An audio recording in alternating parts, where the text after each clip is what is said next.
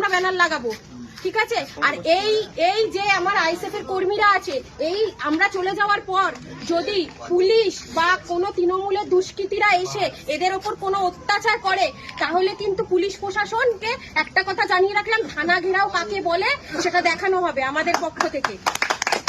আর শুধু এই জগদীশপুর অঞ্চল না, সারা নিউ টাউনে ব্যানার লাগানো হচ্ছে। এই ব্যানার যদি ছেঁড়া হয়, কোথাও যদি ব্যানার ছেঁড়া হয়, সেখানে কি আবার ব্যানার লাগানো হবে। এবং এরপরে থানা, পুলিশ প্রশাসনকে, রাজারহাট নিউ টাউনের যে কটা থানা আছে সেই সব থানার বড় বাবু, মেজো বাবু, ছোট বাবু, সব বাবুদের হুঁশিয়ারি দিয়ে রাখলাম। এরপর থানা ঘেরাও করব আমরা। যদি একটা কোথাও ব্যানার ছেঁড়া হয়, নওশাদ সিদ্দিকী ভাইজানের কোনো ব্যানার ছেঁড়া হয়, তাহলে আমরা থানায় গিয়ে ডেপুটেশন আর দেবো না। আজকে ভালো মুখে গিয়ে ডেপুটেশন দিয়ে আসছি, এরপরে ডেপুটেশন দেবো না। থানা ঘেরাও কর্মসূচি হবে প্রত্যেকটা নিউ টাউনে, প্রত্যেকটা জায়গায়।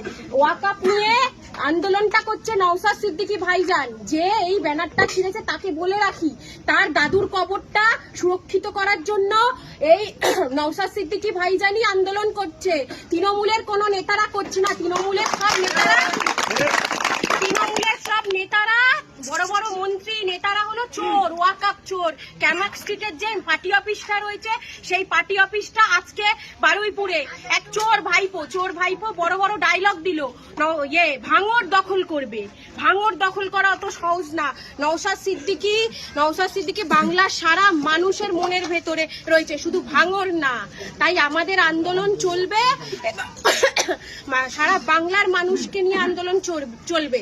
এবং ভাইপো আর পিসিকে একটা কথা এখান থেকে বলে যেতে চাই, যে 2026-এর ইলেকশন এইবারে হবে, মানুষ ভোট দেবে, সাধারণ মানুষ ভোট দেবে চুরি, দুর্নীতি এসবের বিরুদ্ধে গিয়ে। এবার পুলিশ প্রশাসনের ঘাড়ের ওপর চেপে আর বেশি দিন থাকা যাবে না। তৃণমূলের শেষের দিন শুরু হয়ে গেছে।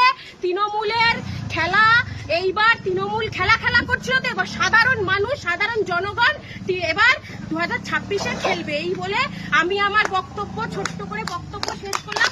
আবার হুঁশিয়ারি দিয়ে গেলাম, এই ব্যানার যদি ছেঁড়া হয় আবার ব্যানার লাগাবো এবং থানা ঘেরাও কর্মসূচি পরবর্তীকালে আমাদের হবে।